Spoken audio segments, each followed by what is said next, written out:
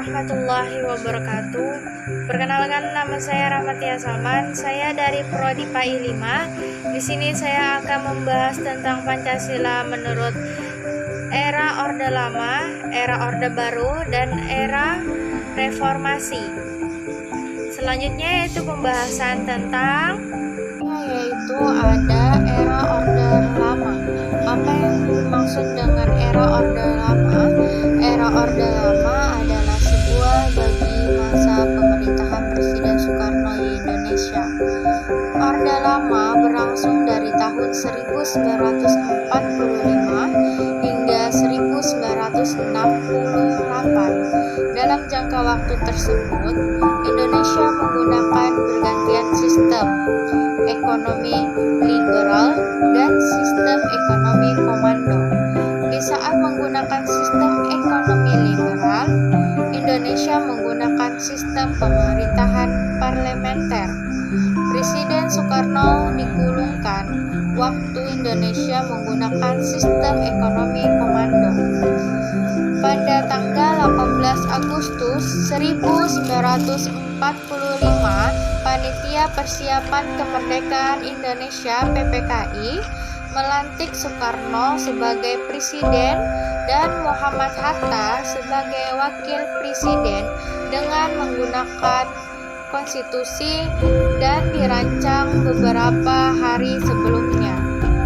Kemudian dibentuk Komite Nasional Indonesia Pusat (KNIP) sebagai parlemen sementara hingga pemilu dapat dilaksanakan. Kelompok ini mendeklarasikan pemerintahan pada tanggal 31 Agustus dan menghendaki Republik Indonesia yang terdiri dari 8 provinsi. Adapun 8 provinsi yaitu antara lain yang pertama adalah Sumatera, Kalimantan yang tidak termasuk wilayah Sabah, Sarawak dan Brunei, Jawa Barat, Jawa Tengah, Jawa Timur, Sulawesi, Maluku yang termasuk Papua dan Nusa Tenggara. Pada masa sesudah kemerdekaan, Indonesia menganut sistem multipartai yang ditandai dengan hadirnya 25 partai politik.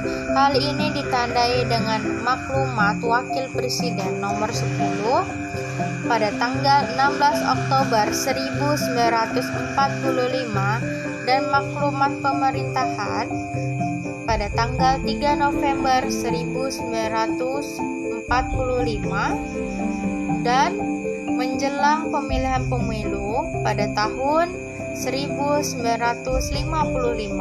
yang berdasarkan demokrasi liberal bahwa jumlah parpol meningkat hingga 29 parpol dan juga termasuk peserta perorangan. Pada masa diberlakukannya Dekret Presiden tanggal 5 Juli 1959, sistem kepartean Indonesia dilakukan penyederhanaan dengan Perpres nomor 7 tahun 1959 dan Perpres nomor 13 tahun 1960 yang mengatur tentang pengakuan, pengawasan, dan pembubaran partai-partai. Kemudian pada tanggal 14 April 1961 diumumkan hanya 10 partai yang mendapatkan pengakuan dari pemerintah. Antara lain adalah sebagai berikut, yaitu PNI, NU, PKI, PSII, Parkindo, Partai Katolik, Parti Purba, dan Partindo. Namun, setahun sebelumnya, pada tanggal 17 Agustus 1960, PSI dan Masyumi dibubarkan. Dengan berkurangnya jumlah parpol dari 29 parpol menjadi 10 parpol tersebut, hal ini tidak berarti bahwa konflik ideologi dalam masyarakat umum dan dalam kehidupan politik dapat berkurang. Untuk mengatasi hal ini, maka diselenggarakan pertemuan parpol di Bogor pada tanggal 12 Desember 1964 yang menghasilkan Deklarasi Bogor. Itulah pembahasan tentang era Orde Lama. Selanjutnya yaitu pembahasan tentang era Orde Baru. Dalam masa era Orde Baru yang ditandai dengan dibubarkan PKI pada tanggal 12 Maret 1966, maka dimulai suatu usaha pembinaan terhadap partai-partai politik pada tanggal 20 Februari 1968 sebagai langkah pelembur dan penggabungan ormas-ormas Islam yang sudah ada tetapi belum tersalurkan aspirasinya, maka didirikanlah Partai Muslimin Indonesia, yaitu Parmusi, dengan masa pendukung dari Muhammadiyah, yaitu HMI, PII, Al-Wasliyah, HSBI, Gasbindo, PUI, dan IPM. Selanjutnya pada tanggal 9 Maret 1970 terjadi pengelompokan partai dengan bentuknya kelompok Demokrasi Pembangunan yang terdiri dari PNI, Partai Katolik, Perkindo, IPKI, dan Purba. Kemudian tanggal 13 Maret 1970 terbentuknya kelompok Persatuan Pembangunan yang terdiri atas yaitu Perti, NU, Parmusi, PSII, dan Perti, serta ada suatu kelompok fungsional yang dimasukkan dalam salah satu kelompok tersendiri yang kemudian disebut golongan karya. Dengan adanya pembinaan terhadap parpol-parpol dalam masa Orde Baru, maka terjadilah perampingan parpol sebagai wadah aspirasi warga masyarakat kala itu. Sehingga pada akhirnya dalam pemilihan umum pada tahun 1977 terdapat 3 kontestan, yaitu Partai Persatuan Pembangunan PPP dan Partai Demokrasi Indonesia PDI serta satu golongan karya. Hingga pemilihan umum pada tahun 1977, pada masa ini peserta pemilu hanya terdiri sebagaimana disebutkan di atas, yakni 2 parpol dan 1 Golkar, dan selama masa pemerintahan Orde Baru, Golkar selalu memenangkan pemilu. Hal ini mengingatkan Golkar dijadikan mesin politik untuk penguasaan saat itu. Itulah pembahasan era Orde Baru. Selanjutnya yaitu ada era reformasi. Mundurnya Soekarno dari jabatan pada tahun 1998 dapat dikatakan sebagai tanda akhirnya Orde Baru, untuk kemudian digantikan era reformasi. Masih adanya tokoh-tokoh penting pada masa era Orde Baru di jajaran pemerintah. Pada masa reformasi ini sering membuat beberapa orang mengatakan bahwa Orde Baru masih belum berakhir. Oleh karena itu, era reformasi atau Orde Reformasi sering disebut sebagai era pasca Orde Baru. Berakhirnya rezim Orde Baru telah membuka peluang guna menata kehidupan demokrasi. Reformasi politik, ekonomi, dan hukum merupakan agenda yang tidak bisa ditunda. Demokrasi menuntun lebih dari sekedar pemilu.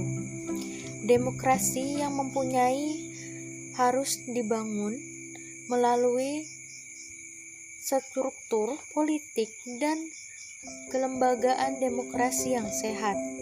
Namun nampaknya tuntutan reformasi politik telah menetapkan pelaksanaan pemilu menjadi agenda pertama.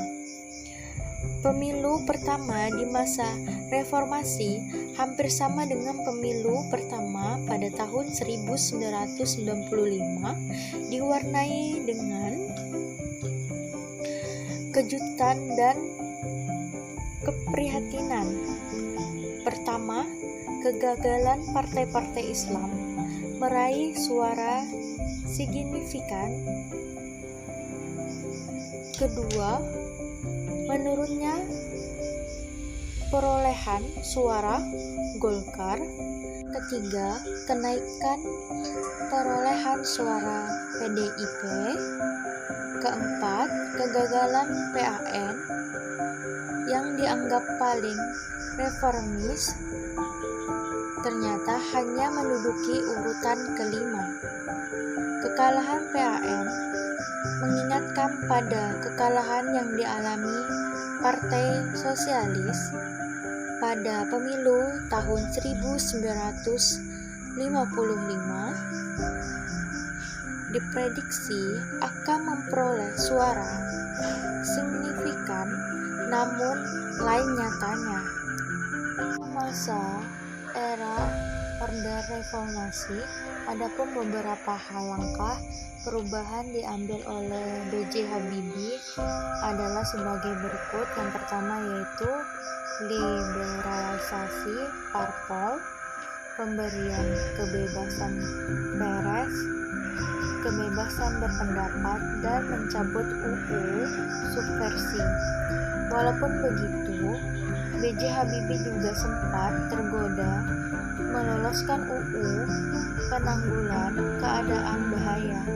Namun, urungan dilakukan karena besarnya tekanan politik dan kejadian tragedi semakin tinggi.